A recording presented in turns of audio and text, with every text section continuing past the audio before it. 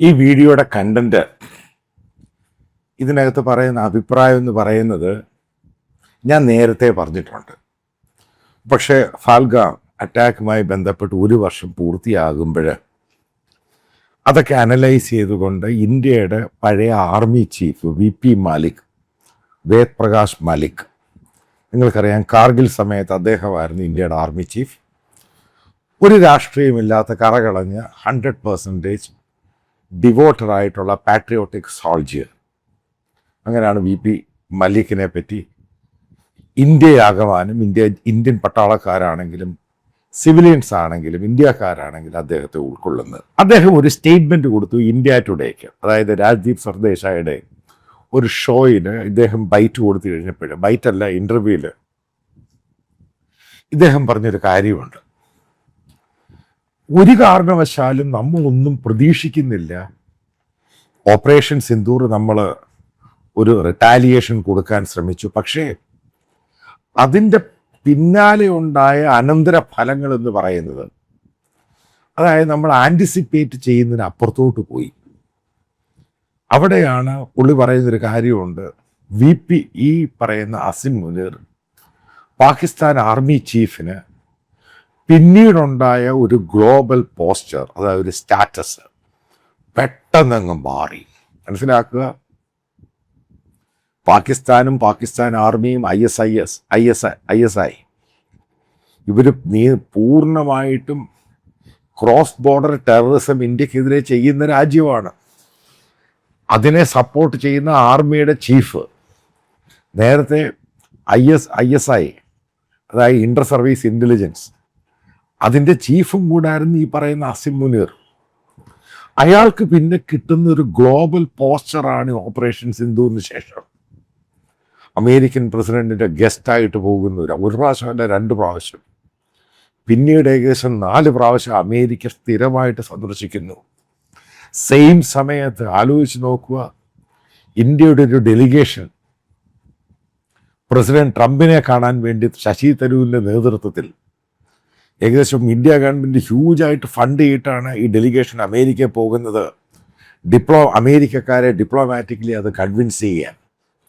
അവർക്ക് സീനിയറായിട്ടുള്ള ഒറ്റ ഉദ്യോഗസ്ഥൻ മാർക്ക് റൂബിയോ, അമേരിക്കൻ ഡിഫൻസ് സെക്രട്ടറിയോ, പ്രസിഡന്റ് ട്രംപിൻ്റെ ഓഫീസിൽ നിന്ന് ആരും തന്നെ അവർക്ക് അപ്പോയിൻമെൻറ്റ് കൊടുത്തില്ല. ഇവരെ കാണാൻ പോലും തയ്യാറായില്ല. ആ സന്ദർഭത്തിലാണ് അമേരിക്കൻ പ്രസിഡന്റിൻ്റെ ഡിന്നറിനും ലഞ്ചിനും ഒക്കെ ഈ അസിം മുനീർ എന്ന് പറയുന്ന പാകിസ്ഥാൻ്റെ ആർമി ചീഫ് ഗസ്റ്റായിട്ട് വരുന്നത്. ഇതാണ് ഈ പറയുന്ന VP മാലിക് വളരെ ദുഃഖത്തോടു കൂടിയാണ് പറയുന്നത്. അപ്പം അദ്ദേഹം ചോദിക്കുന്നൊരു ചോദ്യമുണ്ട്, ഏത് രീതിയിലുള്ള ഡിപ്ലോമാറ്റിക് ഫെയിലിയറാണ് ഉണ്ടായത്? ഇന്ത്യൻ പ്രധാനമന്ത്രി പറഞ്ഞു, ട്രംപ് ഈസ് മൈ ഫ്രണ്ട്, അതെൻ്റെ ആളാണ്, ഇതെൻ്റെ ആളാണ്.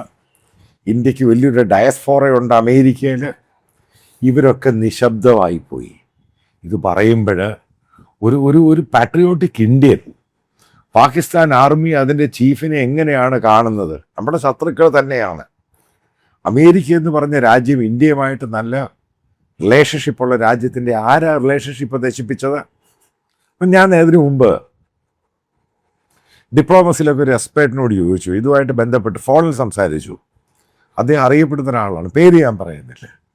അപ്പം അദ്ദേഹം പറഞ്ഞൊരു കാര്യമുണ്ട്, ഈ ഒരു ഇഷ്യൂ കഴിയുമ്പോൾ ട്രംപിന് ക്ലെയിം വേണമായിരുന്നു. ഈ വാർ നിർത്തിയത് ട്രംപാണ്, ഉറപ്പായിട്ട് ട്രംപ് തന്നെയാണ് ഈ വാർ ഈ 2 രാജ്യമായിട്ട് നെഗോഷിയേറ്റ് ചെയ്ത് അമേരിക്കൻ അഡ്മിനിസ്ട്രേഷൻ തന്നെയാണ്. അത് ഇന്ത്യ അംഗീകരിച്ചില്ല. അന്ന് മുതലേ ട്രംപ് നമുക്കിട്ട് നോക്കി വെച്ചേക്കുവാണ്, നമ്മുടെ ശത്രുവിനെ കൊണ്ട് വിളിച്ചിരുത്തി. അവിടെ ഇന്ത്യൻ പ്രധാനമന്ത്രി പോയി ട്രംപിനെ അങ്ങ് കണ്ടിരുന്നുവെങ്കിൽ, സംസാരിച്ചിരുന്നെങ്കിൽ തീരുന്ന കാര്യമാണ്. അതിനുശേഷം G7 മീറ്റിംഗ് നടക്കുന്ന കാനഡയിൽ ഇന്ത്യക്ക് ഇൻവിറ്റേഷൻ ഇല്ലായിരുന്നു. അമേരിക്ക ഒഴിവാക്കി അവിടെയും. പിന്നീട് നമ്മൾ ഡിപ്ലോമാറ്റിക് സർക്കിളിൽ കൂടെ അമേരിക്കയുമായിട്ടും കാനഡയുമായിട്ടൊക്കെ സംസാരിച്ച്, ഫ്രാൻസുമായിട്ട് സംസാരിച്ച് ഇൻവിറ്റേഷൻ ഉണ്ടാക്കി. ഇന്ത്യൻ പ്രധാനമന്ത്രി അവിടെ നാണം കെട്ടും, മൈൻഡ് പോലും ചെയ്തില്ല. ഒറ്റ ഒരു ഇന്ത്യൻ മീഡിയയെ പോലും G7 സമ്മിറ്റ് നടക്കുമ്പോൾ അകത്തോട്ട് കയറ്റിയില്ല. അതായത് പ്രസിഡന്റ് ട്രംപിൻ്റെ കൂടെ, കാരണം അമേരിക്കയില്ലെങ്കിൽ G7 ഇല്ല, അത്രയേ ഉള്ളൂ. അയാൾ വന്നു, ആ സമയത്ത് വാർ നടക്കുന്ന സമയം ഇന്ത്യൻ പ്രധാനമന്ത്രിയെ മൈൻഡ് പോലും ചെയ്തില്ല. ഇതാണ് ഉണ്ടായ സംഭവം. ഇതിൻ്റെ അതോടുകൂടിയാണ് കാര്യങ്ങൾ മുഴുവനും തകിടം പറഞ്ഞത് ഇന്ത്യയുടെ ഡിപ്ലോമസി. ഇത് തന്നെയാണ് VP മലിക് പറഞ്ഞു. ഇത് ഞാൻ ഒരു വർഷം മുമ്പേ പറഞ്ഞു. ഇന്ത്യക്ക് കൃത്യമായിട്ട് താളങ്ങൾ തെറ്റി. ഈ അസിം മുനീർ എന്ന് പറയുന്നയാൾ, നിങ്ങൾ മനസ്സിലാക്കണം, നേരത്തെ ജനറൽ മുഷറാഫ് ഉണ്ടായിരുന്നു കാർഗിൽ സമയത്ത്, അതിനുശേഷം ജനറൽ ബാജ്വ വന്നു, പല ആൾക്കാരും വന്നു. അവരെ പോലൊന്നും അല്ല അസിം മുനീർ. അയാളുടെ ഗ്ലോബൽ സ്റ്റാറ്റസ് നിങ്ങൾ മനസ്സിലാക്കണം. അതായത് ഇറാൻ, അമേരിക്ക, ഇസ്രായേൽ വാറിൻ്റെ ചീഫ് നെഗോഷിയേറ്ററാണ്. പാകിസ്ഥാൻ പ്രൈം മിനിസ്റ്റർക്കൊന്നും യാതൊരു റോളുമില്ല. അസിം മുനീറാണ് അമേരിക്ക മീഡിയേറ്ററായിട്ട്, അമേരിക്ക റെപ്രസെൻറ്റേറ്റീവായിട്ട് അവിടെ പോകുന്നത്.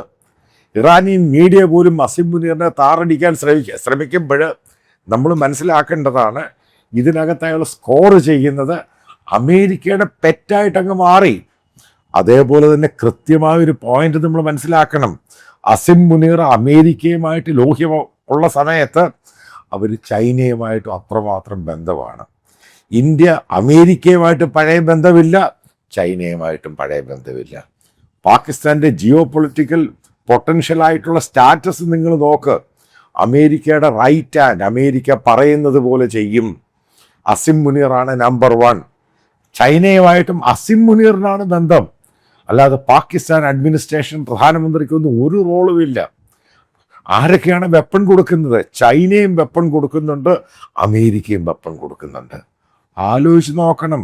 ഇന്ത്യയുടെ ഏറ്റവും വലിയ പൊട്ടൻഷ്യൽ ത്രട്ടാണ് ഈ അസിം മുനീർ. ഈ അസിം മുനീർ പഴയിരുന്ന ജനറൽ മുഷറാഫിനെ പോലെ, അതായത് ഞാൻ പറയുന്ന വാക്കല്ല, ജനറൽ VP മലിക് പറഞ്ഞ വാക്കാണ്. സെക്കുലറൊന്നുമല്ല, ഹാർഡ് കോർ ഇസ്ലാമിക് സംഭവം തന്നെയാണ് അസിം മുനീർ. അതായത് മനസ്സിലാക്കുക, വരാനുള്ള സമയത്ത് അസിം മുനീർ ഇന്ത്യക്കൊരു പൊട്ടൻഷ്യൽ ത്രെട്ടാണ്. ഇയാളെ എവിടൊക്കെ തടയണം എന്നുള്ളത് നമ്മുടെ ഡിപ്ലോമസി പൂർണ്ണമായിട്ടും പരാജയപ്പെട്ടു. അസിം മുനീറാണ് ഈ പറയുന്ന സൗദി അറേബ്യയുമായിട്ട്, അറബ് രാജ്യങ്ങളുമായിട്ടും ധാരണയിലുണ്ടാക്കി. കാരണം ശക്തമായ വ്യോമസേനയും ശക്തമായ പട്ടാളവുമാണെന്ന് ഒരു ഗ്ലോബലായിട്ട് പേരങ്ങ് ഉണ്ടാക്കിയെടുത്തു. ഗ്ലോബൽ മീഡിയ അതനുസരിച്ച് വാർത്തയും കൊടുത്തു. അതായത് ഇസ്ലാമിക രാജ്യങ്ങളിൽ പൊട്ടൻഷ്യലായിട്ടുള്ള വലിയ രാജ്യം, അതായത് സൈനികമായിട്ട്. അതുകൊണ്ട് തന്നെയാണ് ഗാസയുമായി ബന്ധപ്പെട്ട് ട്രംപ് ആദ്യം പറഞ്ഞത് പാകിസ്ഥാൻ പോകട്ടെ അവിടെ. പിന്നീട് അവർക്ക് ആ ഇഷ്യൂവിൽ കയറി തലയിട്ട പ്രശ്നമാകുമെന്ന് വിചാരിച്ചു കഴിഞ്ഞപ്പോഴാണ് ഇന്ത്യൻ നാഷണൽ ആർമിയെ അങ്ങോട്ട് വിടുന്നത്. മനസ്സിലാക്കുക, ഈ ടർക്കി, അതേപോലെ അറബ് രാജ്യങ്ങൾ, അതേപോലെ അമേരിക്കയുടെ സപ്പോർട്ട്, ചൈനീസ് സപ്പോർട്ട്, പാകിസ്ഥാൻ്റെ അസിം മുനീറുടെ പോസിബിൾ ചാൻസ്, അതായത് പോസിബിളായിട്ടുള്ള ഗ്ലോബൽ സ്റ്റേച്ചർ എന്ന് പറയുന്നത് പ്രധാനമന്ത്രി മോദിയുടെ മുകളിലോട്ട് പോവുകയാണ്. ഇതാണ് പൊട്ടൻഷ്യലായിട്ടുള്ള ത്രട്ട് എന്ന് പറയുന്നത്. ത്രട്ട് തന്നെയാണിത്. മനസ്സിലാക്കുക, 1 വർഷം മുമ്പ് അല്ല 1.5 വർഷം മുമ്പ് പാകിസ്ഥാൻ അവിടെ ക്രൂഡാണെങ്കിലും മറ്റു പല ഇഷ്യൂ ആണെങ്കിലും ഫുഡാണെങ്കിലും എല്ലാം ക്രൈസിസിലായിരുന്നു. ഇന്ന് ആ ക്രൈസിസ് ഒറ്റ ഇഷ്യൂവിൻ്റെ പേരിലെല്ലാം മാറിക്കിട്ടി. കാരണം അമേരിക്കയുടെ പെറ്റായിട്ട് മാറി. അതേപോലെ അമേരിക്കൻ കമാൻഡിൻ്റെ സെൻട്രൽ കമാൻഡിൻ്റെ അതിൻ്റെ 4 സ്റ്റാർ ജനറൽ റിട്ടയർ ആയി കഴിഞ്ഞപ്പോൾ ചീഫ് ഗസ്റ്റായിട്ട് വിളിച്ചിട്ട് ഇന്ത്യക്കെതിരെയാണ് പ്രഭാഷണം നടത്തിയിരിക്കുന്നത്. ഇതൊക്കെ കണ്ടിട്ട് മോദിയൊന്നും നടന്നില്ല, ഇതൊന്നും സംഭവിക്കത്തില്ല എന്ന് പറയുന്നത്, അതായത് വിഡ്ഢികൾ മാത്രമാണ് ചിന്തിക്കേണ്ടത്. ഇന്ത്യക്ക് ത്രട്ട് തന്നെയാണ് ഈ അസിം മുനീർ. വരാനുള്ള സമയത്ത് ഈ ത്രട്ട് വ്യാപകമായിട്ടുണ്ടാകും. അതായത് ട്രിഗർ, അതായത് ഇന്ത്യക്കെതിരെയുള്ള ട്രിഗർ എന്ന് പറയുന്നത് അസിം മുനീറിൻ്റെ കയ്യിലാണ്. ചൈനയുടെ സപ്പോർട്ടുമുണ്ട്, അമേരിക്കയുടെ സപ്പോർട്ടുമുണ്ട്. അതുകൊണ്ട് തന്നെയാണ് നിങ്ങൾ ആലോചിച്ച് നോക്കണം, ഇന്ത്യയുടെ സപ്പോർട്ടുള്ള രാജ്യമാണ് ഈ അഫ്ഗാനിസ്ഥാൻ, അതായത് ഇപ്പോഴത്തെ താലിബാൻ. അവിടെ കയറി ബോംബ് ചെയ്തു. അമേരിക്ക മിണ്ടിയോ? ചൈന മിണ്ടിയോ? ഏതെങ്കിലും രാജ്യങ്ങളും ഇവിടെ ആശുപത്രിയിലാണ് ബോംബ് ചെയ്തത്. അത് സപ്പോർട്ട് ബേസ് അയാൾക്കുണ്ടായി. ഇത് മുന്നോട്ട് പോകുവാണെങ്കിൽ ഈ പറയുന്ന ഇന്ത്യയിലുള്ള ഓരോരുത്തരുടെ, അതായത് നമ്മുടെ നാഷണൽ സെക്യൂരിറ്റിയെ ഏറ്റവും കൂടുതൽ ബാധിക്കുന്നതായിരിക്കും ഈ അസിം മുനീറിൻ്റെ ഫർദർ ഉയർച്ച എന്ന് പറയാം. കാരണം ഇപ്പോഴത്തെ പ്രധാനമന്ത്രി അവിടുന്ന് മാറിക്കഴിഞ്ഞാൽ അടുത്ത പ്രധാനമന്ത്രിയാകാൻ പോകുന്നത് അസിം മുനീറാണെന്ന് പാകിസ്ഥാൻ പത്രങ്ങൾ തന്നെ പറഞ്ഞു കഴിഞ്ഞു. മനസ്സിലാക്കുക, പാകിസ്ഥാൻ്റെ ചരിത്രത്തിൽ ഒരു ആർമി ജനറലും ഇല്ലാത്ത പോപ്പുലാരിറ്റിയാണ് അവിടുത്തെ ലോക്കൽ ജനതയ്ക്കുള്ളിൽ അസിം മുനീറിനുള്ളത്. ഇതെല്ലാം വെൽ കാൽക്കുലേറ്റഡ് മൂവ്മെൻ്റ് ആണ് ഉണ്ടായിരിക്കുന്നത്.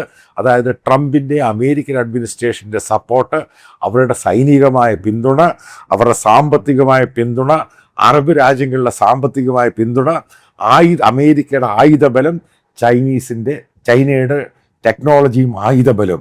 അതായത് നമ്മൾ ഏറ്റവും കൂടുതൽ ഭയക്കേണ്ട സംഭവം അസിം മുനീറിനെ തന്നെയാണ്. അതിനെ മാർക്ക് ചെയ്യാൻ ഈ പറയുന്ന 56 ഇഞ്ച് ബോഡി എന്ന് പറയുന്നത് കംപ്ലീറ്റ് ഡിസാസ്റ്ററും കൊളാപ്സുമായി. ഇത് തന്നെയാണ് VP മലിക്, അതായത് ഇന്ത്യയുടെ മുൻ ആർമി ജനറൽ പറഞ്ഞു വെച്ച ആ ഇൻ്റർവ്യൂവിൻ്റെ പ്രധാനപ്പെട്ട കാരണം.